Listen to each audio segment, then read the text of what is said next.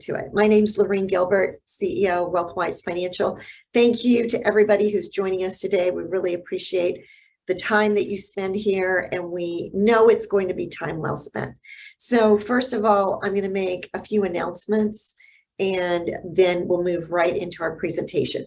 So just as far as at WealthWise, I want to make sure everybody knows our team that you can see here on the panel. John Milligan, John, if you'll wave. We've got John Milligan, our Director of Investment Strategies, on the line here. We've got Carissa Adams, and she is our Paraplanner and Marketing Associate. And our newest team member is Neil Northcott. So Neil, I'm going to let you just say a word and introduce yourself. If you can unmute, there you go. Yeah, welcome everybody. I'm extremely excited to be here and more excited to get to know you all individually as we go throughout this next year. Excited to be here at WealthWise, and yeah.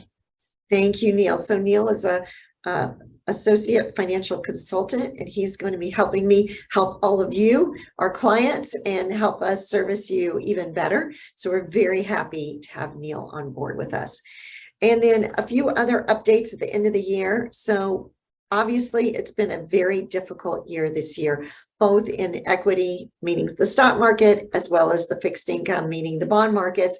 It's been a tough year, and we recognize that. And that's why we are getting in front of you with this educational series that we're doing. And also want to let you know what we're doing at WealthWise. We have been taking losses where we needed to take losses in taxable accounts in order to create losses instead of gains. So last year, people had a lot of gains from the great markets of last year, and people paid taxes on those gains. This year, you're not going to have a tax liability, and we are trying to take losses where we can. So we've actively been doing that this year. We're going to do it one more time here at the end of the year as well. We've been doing it earlier in the year. We're going to do one more rebalance here at the end of the year in order to capture losses. So that will be good for taxes, and it will be a carry forward loss that you're able to take to future years when you have gains. So it will offset future gains in taxable accounts. So that's one update. The other update, it is the end of the year, and this is when we do our required minimum distributions. So if you haven't taken your RMD out yet, we have been working on that, contacting you, making sure that we get all RMDs out at the end of the year. So those are some of our updates. We are having our year-end event. We're doing one that's virtual, one that's in person, so that we can capture people all over the country, as we have people in many different places. So hopefully you've already RSVP'd to that and are attending one of our events, either virtually or in person. We'll look forward to seeing you then. With that, very excited to also announce that you may have seen it in our newsletter that we have launched the WealthWise for Women Facebook group. So that is a new group that we have launched. And if you are a female investor, we ask that you go and you please join us on that group. We are going to have active content and interactions on there. And this is all the precursor to the upcoming book that I'm writing, which is also titled WealthWise for Women. And we're hoping for a publication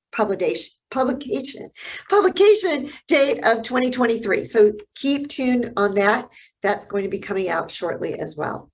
So with that, today we are excited to have Fidelity Investments here, and we have two great people here to talk to us. We have Claus TeWildt, that is the Senior Vice President, Capital Market Strategy at Fidelity. And many of our clients have met Claus before, heard him speak, because he is a regular with us. We love to hear Fidelity's viewpoint, and we do take that very closely into consideration as we are creating our models. And we also utilize Fidelity investments as part of our portfolios. So we are very grateful to Claus for being here. And Ryan Ward, who is our Fidelity regional representative. And so, Ryan, I'm going to turn it over to you to then introduce Claus, and then we will hear from Claus for a bit, and then John and I are going to speak for a bit, and then we're going to open it up for Q&A. So with that, Ryan, I'm turning it over to you. All right. Well, thank you, Loreen and team. Thank you for all that you do for your clients, and thank you, as always, for including us in that process. As Loreen said, I'm Ryan Ward. I'm the local representative for Fidelity, working directly with Loreen and the team. And Claus, I'll do a little bit of an introduction on you, but Claus is one of our best resources. He's a national resource for us at Fidelity. He's based back in Boston at our home office, but he's a fantastic resource. So I know, like Loreen said, many of you have heard from him before, but if you haven't, I think you're in for a treat. These are definitely turbulent times, and Claus is fantastic at helping us make sense of what's going on in the world. As was mentioned, Claus is our Director of Capital Markets Strategy. So in this role at Fidelity, he works closely with all of the various portfolio managers that we have, all of the kind of bigger picture macroeconomist folks that we have at Fidelity. And what Claus and his team try to do is take all of these resources, all of the best thinking from across this really big firm that we have, and synthesize that down and articulate something that is deliverable and actionable and makes sense to our clients when discussing the economy and the capital markets. So he's really, really good at helping us as investors act rationally during what some might consider our unrational times. And he helps us as investors make sense of things that sometimes can seem nonsensical. And that's the most important thing as an investor, I think, is to take the emotion out of it. So we always value his insight and knowledge with regards to the economy and the market. Prior to joining Fidelity, Claus held a number of positions. He ran his own hedge fund for a while. Prior to that, he worked in a senior executive position at GT Global and Dresdner RCM, and he began his career as a consultant at Bain & Company. He's got a master's of business administration degree in finance from the University of Colorado and his PhD in finance from the University of Kiel in Germany. As I mentioned, he's a national resource for us, so his day job really is traveling the country, speaking at these big national conferences that we have with our clients. So he's a featured speaker at many of our the bigger firms that you have, LPL included. He also is the author of our investment themes presentation that we circulate with all of our best clients at Fidelity. And then lastly, he is the co-host of a podcast. I think he's been doing this about 18 months to 2 years, but Claus is one of the co-hosts of the Fidelity Institutional Thinking Outside of the Portfolio podcast that is available on iTunes, wherever you might find your podcast materials. So Claus is going to talk for probably 15, 20 minutes or so, and we'd like to do questions. Please think of your questions as Claus is going through his presentation. I'll probably share a couple slides, but we do want you all to get the most out of this. So if you think of a question as he's going through it, please hold it to the end, and we'll do our best to get those questions answered. So thank you again, Claus. I will turn it over to you. Yes, and before Claus starts, Claus asked us to not say anything about the current match between U.S. and Iran because he is taping it. So we won't talk about that at all, Claus. And with that, Claus, please go ahead. Thank you, Loreen, for making this very, very important announcement here. And thank you, Ryan, for your kind introduction. And it's nice to be in front of your clients again, Loreen. She and I go way back. We have been discussing. Normally we have breakfast together when I'm out in Los Angeles and Orange County, and it's great to be back with your clients again. So as Ryan said, I'm going to talk for about 15 or 20 minutes, and I will try to explain what the big deal is. And the big deal is that we are basically on hold right now. We are waiting what breaks first, the economy or inflation. The Fed is trying to get inflation out of the system, to slow down the economy, to slow down inflation. And the Fed is sort of playing with fire here a little bit. This could end up very well that inflation that the fight over inflation gets won by the Fed, and the economy is still in good shape, then the market would be very, very strong after that. Or the Fed has to keep tightening more and more because inflation is a lot more sticky. And then the economy breaks, we go into recession, and then unfortunately we have a little bit more downside here. And that's really what's going on here. I'll talk about sort of the backdrop of this and where we are in this fight for quite a bit. But what I thought I would start off with is sort of remind everyone why you invest in equities. Some of you might have wondered sort of why do I sort of stick with equities anyhow, and why do I sort of not get out? It seems to be a very volatile asset class. And so I'm just going back in history. This is what I would call the value proposition of the equity market. This is what the equity market gives you. And it goes back for the last 95 years. And on average, over the last 95 years, you would have gotten, or you would have gotten an average annual return of about 8% investing in the equity market. And 3 out of those 4 years, the market would have been up. So that is a very, very good batting average, if you will. 8% annual return on average, 3 out of 4 years, the market is up. And sort of, if you think about it, going back to the last 95 years, there are certainly some bad times in it. There's World War II in it. There's the oil crisis, the Vietnam War, the great financial crisis, COVID pandemic. I mean, lots of bad things have happened during that period, and still the market was able to get these returns. And it's the reason why you invest in equities is that this is the best publicly available asset class to have invested in over the last 95 years. And so that's why you do it, because of these great returns that you get in the long term. The problem is that in exchange for these great returns, you have to endure a certain amount of volatility. And on average, what that means is that you have to deal with about 3 corrections of about 5% per year, 1 correction of 10% per year. Every 3 years, there's one that is about 15%. And every 6 years, there's a bigger one that is greater than 20%. And unfortunately, we are going through one of these big ones right now. And if you look at these big ones, what is interesting about it is that there are 2 types of big ones. There are those that end up in a recession, and there are those that are non-recessionary bear markets. If they end up in a recession, the market normally goes down about 35% and corporate profits drop about 18%. If the economy does not go into a recession, markets drops on average 22, and corporate earnings, which are in green here, are holding up. And the encouraging thing right now is that this market went down about 25%, and corporate profits are holding up. So at the moment, if we are not going to recession, we should be done. That's sort of based on history. We should be done with this correction. The lows are in, and the market should stabilize from here going forward.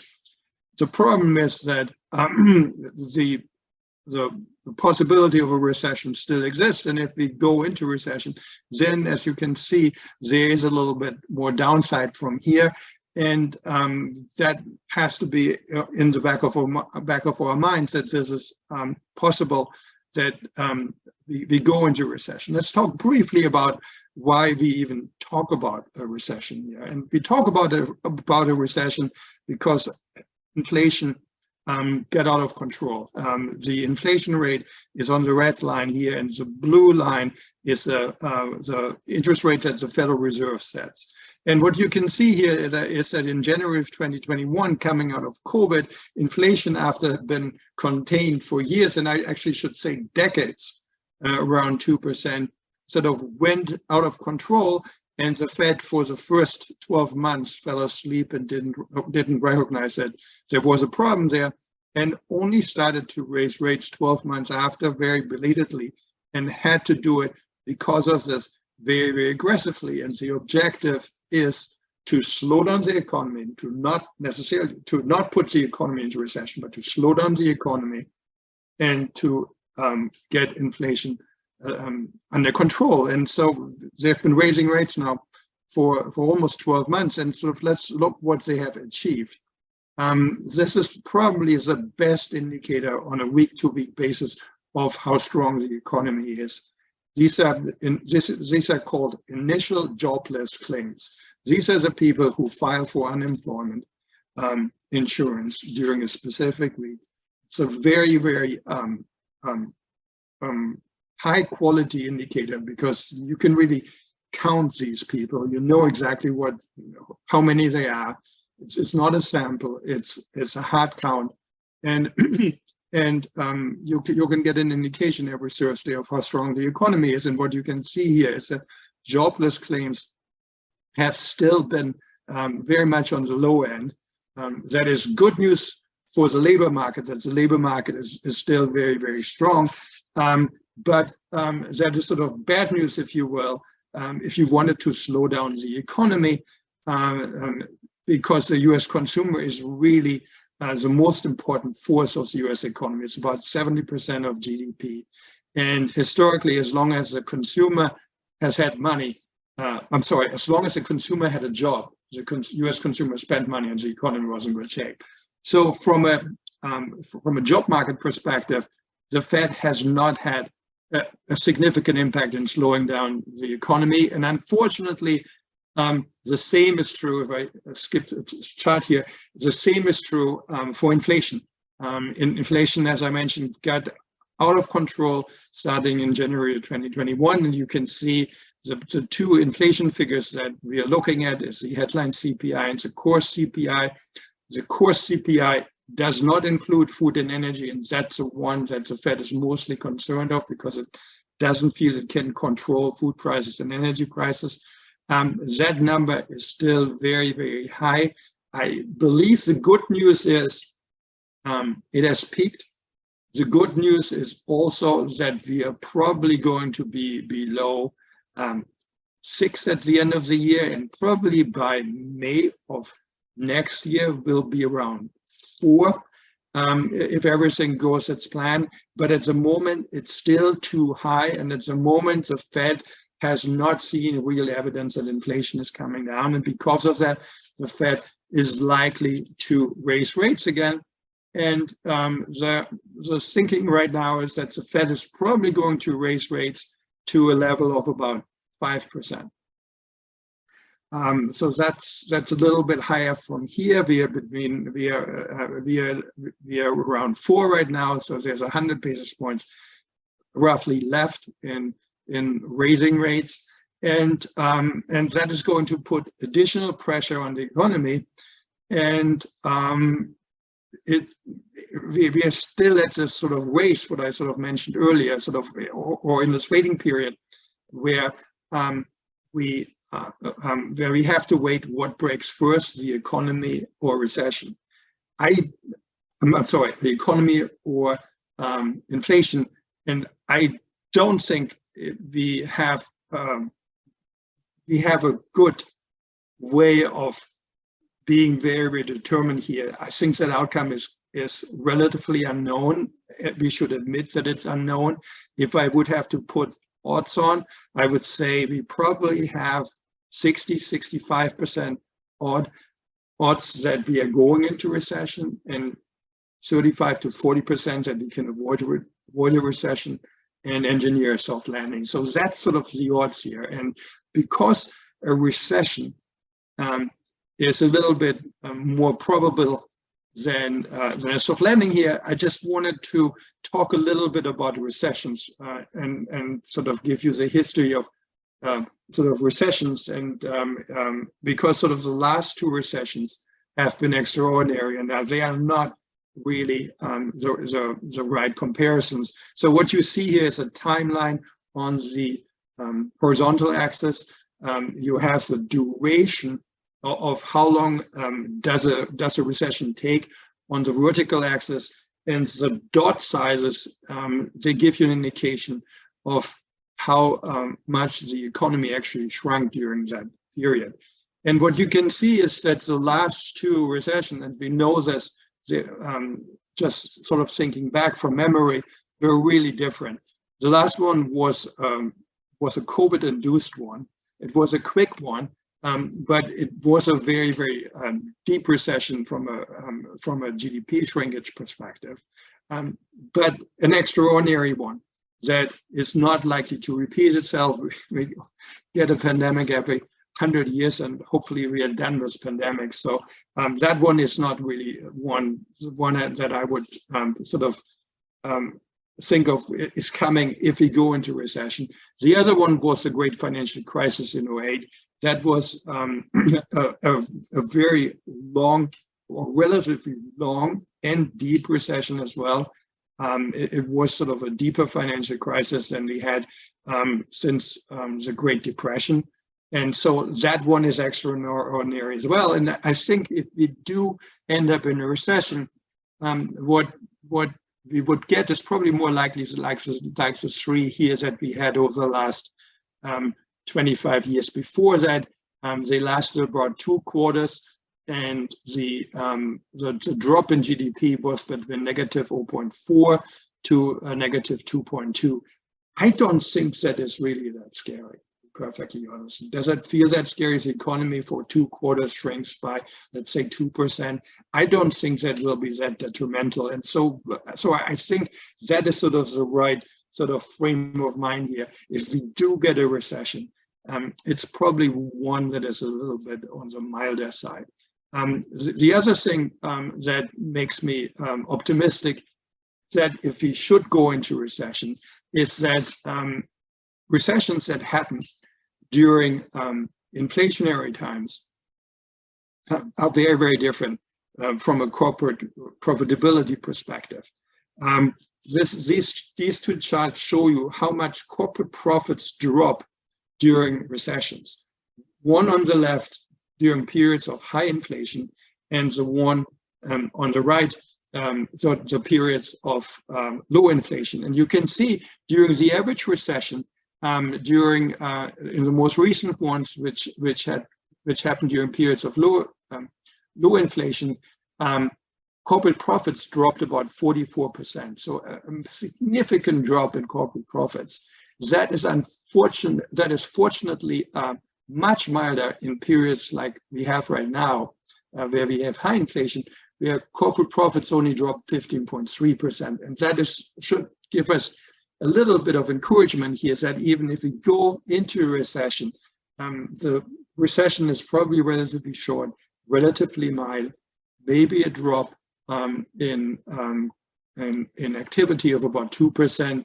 And the drop in corporate profit is also fairly mild, only at 15%. So I think it's about 60% recession, 40% no recession.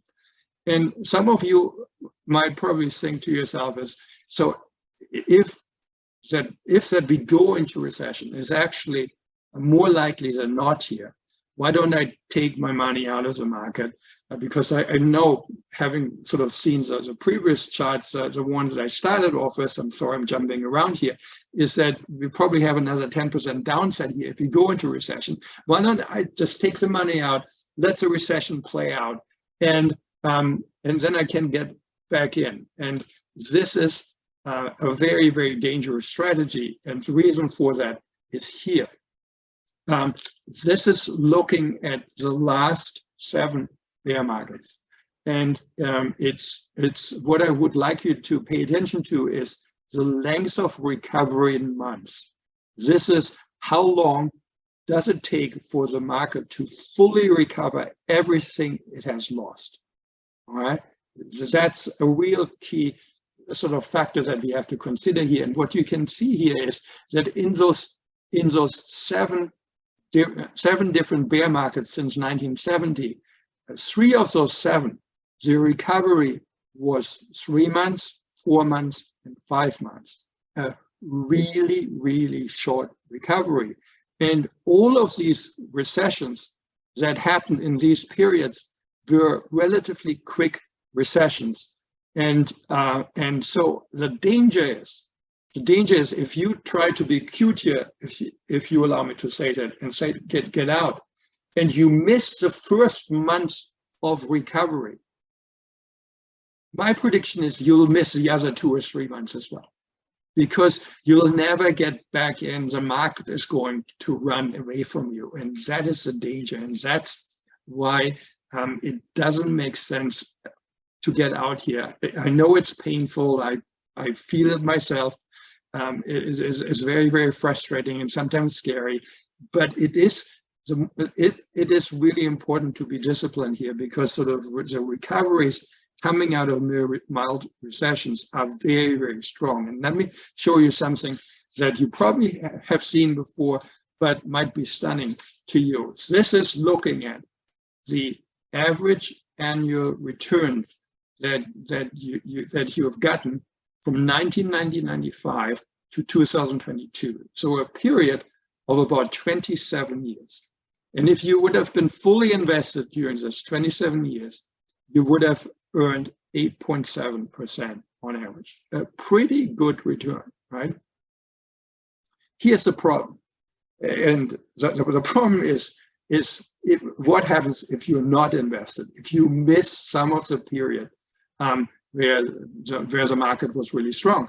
And what I can tell you is, if you just in these 27 years miss the 5 best days in the market, your return goes down from 8.7 to 6.8. If you miss the best 10 days, you go from 8.7 to 5.6. And if you miss the best 50 days, also those 27 years, you have a negative return. And that is really the danger here, because again, is when this market turns, all these best days happen always when the market turns. They always happen near the bottom where the market really rallies very, very strongly. And you don't want to get caught out of the market, because what you basically destroy is you destroyed your ability to make it back and to get to make back what you have lost. And remember, from my first chart, the value proposition of the equity market is that 3 out of 4 years the market is up, and you get on average 8% annual return. And sort of you always had these periods of volatility, but the only way to get to this 8% would be to hang in here, and hopefully we are not going into recession. I think there's a 40% chance that we are not going into recession. The reason why I think that is that I've been investing now for almost 25 years, and I've never in my life thought, oh my God, if the Fed raises rates to 5%, we have a high interest rate and this economy couldn't possibly function. To me, 5% is not a scary investment rate. I also know that inflation is going to come down by May. I think it will be below 4. So I think we can win this race. And Claus, that would be just obvious. make one statement here too. Yes. I love this chart, and our clients, we've talked about this quite a bit. I love what you have on the left-hand side of this chart, which shows investing $100,000 on January 1st of 95. And then the actual dollar amounts, if you stayed fully invested, versus missing just 10 of the best days. So not just looking at it, a lot of people, when they see the percentages, that doesn't really translate. But when you look at it in dollars, $100,000 invested in 95 would be $951,000 if you had left it in, and $435,000 missed only 10 best days. And the problem is we never know when those 10 best days are going to be. So back to Klaus's point, which I fully believe myself as well, which is staying in the market, not being out of the market, and making sure that you're invested, because it happens so quickly and you will never catch up with it. And so that it is a fallacy to think that you can time the market or be out of the market and make the same return. You just can't be. So with that, I just wanted to turn it back over to you, but wanted to reiterate those thoughts as well. No, thank you. That's a very good point. I should spend more time on the dollar amounts because they're more real than the percentages. You're absolutely right. Thank you, Loreen. But let me make one final point. Why else not to give up on the equity market here? Which is that in the periods, even if you go back to the 70s, in the periods after inflation has peaked historically, when we had these high inflation years and inflation finally peaked and came down, and I'm very certain that inflation has peaked here. What you can see here, if you go back to those years of high inflation in 1970, 1975, 1980, 1984, 1991. These are 3 months, 6 months, and 1 year forward returns. You can see these numbers were all very, very positive. And so I feel like this is really not the time to bail out. I think this is the time to sort of hang in here, sort of remember, if you will, this is, let me just jump to this. This is the value proposition. On average, over 95 years, you would have gotten this 8% annual return. this volatility is part of the game, if you will, that's what you have to pay to get these returns. I think it makes sense to stay disciplined here, make sure that you and Loreen have the right asset allocation for you, but stick with it now. Loreen mentioned before that she's doing a lot of tax loss harvesting. This is exactly the right thing to do right now, to take advantage of those tax losses and change investments into similar strategies, but bank in those tax losses. But don't give up on equities here. There are better times ahead. The average recession is only 2 quarters that we're likely to get here. It shouldn't be. It will be, we will not like it, but it shouldn't be too painful. And what comes on the other side is normally very, very strong. The only other thing that I would sort of consider here, talk about fixed income with Loreen as well. For years, you probably have lamented the fact that you couldn't get any fixed income assets where you actually got a nice return and nice interest rates.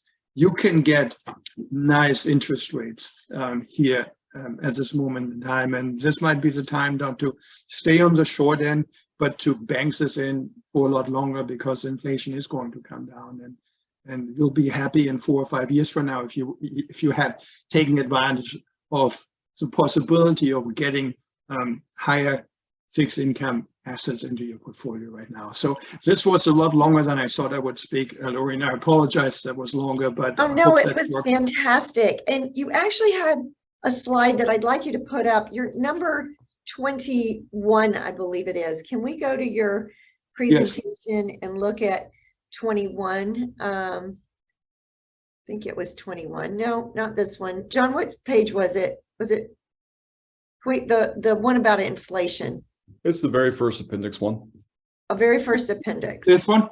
Yep. Mm-hmm. This one? There we go. Yep, Yeah. that one. Oh, this one is, let me explain this. It's a little bit complicated, but this is what we think is going to happen to inflation going forward. It's a little bit dependent on commodity prices. If commodity prices fall by 15%, then you have sort of the black dotted line. And if they rise by 15%, then you have the green dotted line. And what I sort of alluded to is that by May of 23, you probably be in the 3 to 4% category, depending on what commodity prices do. And that would feel a lot better, and that would give the Fed the possibility to obviously sort of stay back and declare victory that inflation has come down significantly. Yeah, and I wanted people to see that because, you know, right now, everybody is thinking about high inflation, and it is uncomfortably high. We all know that. We know that the Fed is committed to bringing it down. But what I wanted to point out is this is Fidelity's modeling out what they expect inflation to look like going forward. And if we look at those numbers, whether it's the top line in green or the bottom one in black, both of those are significantly lower and they drop off a cliff.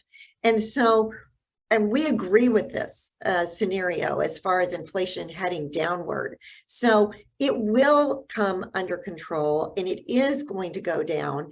And you know, depending on how long it takes for it to go down will depend on, you know, what happens with the Fed is basically what Claus was saying. So loved all of Klaus's thoughts. And then John, I know.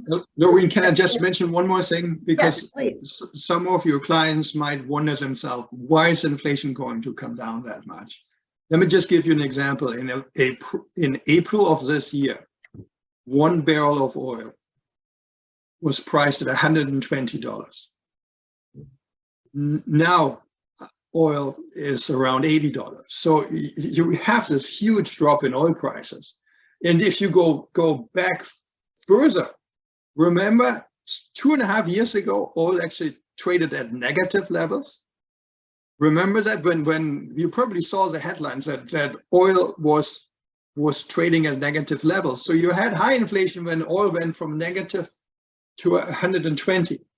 That's part of the reason why inflation is so high.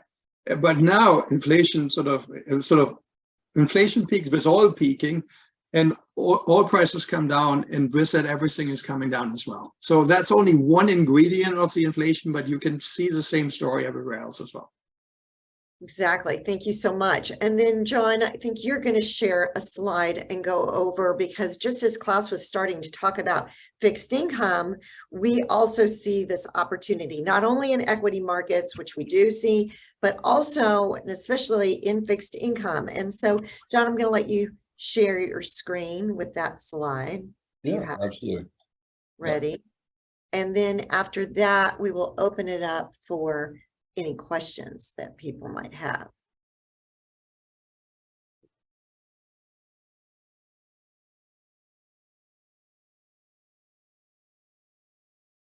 Okay. Sorry, it's just going to take a minute to get up here.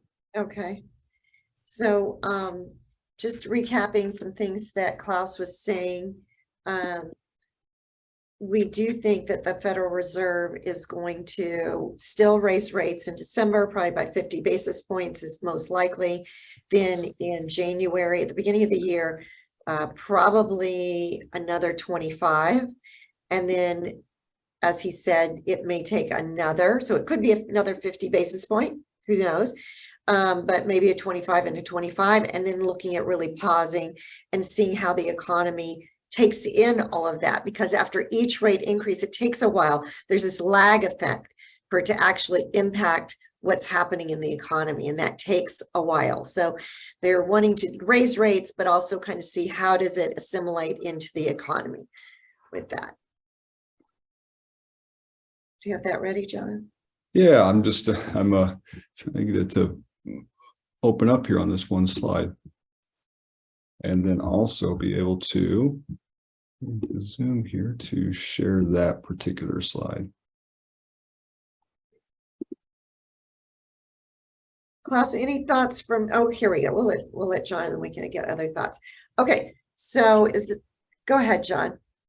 Yeah, so yeah, one of the things that we're going to discuss is, and this is just kind of like a little bit of what we'll be discussing next month, but you know, what Loreen wanted to highlight was on fixed income and kind of what's happened year to date, and what, you know, Claus has mentioned is that pricing on some fixed income on the interest rate side, with yields having increased, yields go up when prices go down. And so, you know, right around at the bottom of that purple line, you've seen a little bit of a bounce back. We think that this is because, you know, we've started to get a little bit of a softer speech from some of the Fed individuals. You know, the vice president of interest rate policy, Williams, came out and said that, you know, he's starting to think that monetary policy can only take him so far and other things. So we've seen a little bit of a bounce back in the pricing for some of the longer duration assets. But I believe that, Loreen, this is what you wanted to point out, right? Is the divergence between the two year to date? Yeah. And that ultimately, when we see this with fixed income, we do see a reversion back to the mean. So, and we know that when you hold your fixed income, you're going to end up at parity when those bonds mature. So we saw a strong comeback in municipals over the last month. And we think some other areas as well, we see a lot of opportunity. So within the fixed income space, we do, for people who want to look at areas but may not be ready to add additional equity exposure, we can always add some fixed income exposure where we do see some opportunities there as well in the shorter term. So with that, we will be doing another update, our own kind of year-end update, and our December meetings that I was indicating. So with that, let's go ahead and open it up. Are there any questions? And Krista, how will we take questions from our? They can raise their hand. Okay. So if you want to raise your hand, you can raise your hand and we'll take any questions. And while we're waiting for that, Claus, I'll just ask you your thoughts on what I was saying on the Federal Reserve and, you know, what we're expecting here between now and then the first quarter of the year. What are your thoughts there? I would agree with that. I think the Fed wants to get to 5 and then wait and see how this is going to play out. I think they have signals that very, very publicly, so I don't think it will surprise anyone. It should not be itself a market moving event because it's not a surprise, but I believe that's where they go. And I don't expect actually that they're going to go higher than 5 because you can see that the economy is slowing down, right? You can see that. You can see it in the housing market if you just think about sort of what a mortgage costs you now. That has caused a lot of people to pause a little bit and saying, well, maybe we don't buy the house right now. We can't afford it given these mortgage rates. And so you can see the break marks already. And I think that will give the Fed enough support from the data front to back off here a little bit. Yeah, one other question I have for you, Claus. What do you think about retail sales during the holiday season? Any thoughts there? So it looks like I mentioned earlier that the history is that as long as the Americans have a job, they normally spend money. And so at the moment, it looks like holiday sales are still pretty strong. And what is also helpful is that the shelves are stocked again, right? I mean, when I was there, I remember, Loreen, a year and a half ago, all these boats in front of Laguna Beach and right. For the most part, they're all gone now. I mean, right. We have enough capacity again to unload those boats. The supply chains have loosened up, and so you can see that the shelves are stocked, and you can even see sales again, which also will be a factor in bringing down inflation. Yeah. Okay, I don't see any hands up. Do you, Carissa? Any hands up? Okay. Well, everybody's welcome to just, let me know what questions you have. We'll get them answered for sure. We so appreciate, Claus, you being here, Ryan helping us set all of this up. And we hope everybody had a wonderful Thanksgiving, and we wish everybody a great holiday season. And I hope to see you at one of our upcoming events. So with that, we'll see you soon. Thank you, everyone. Bye.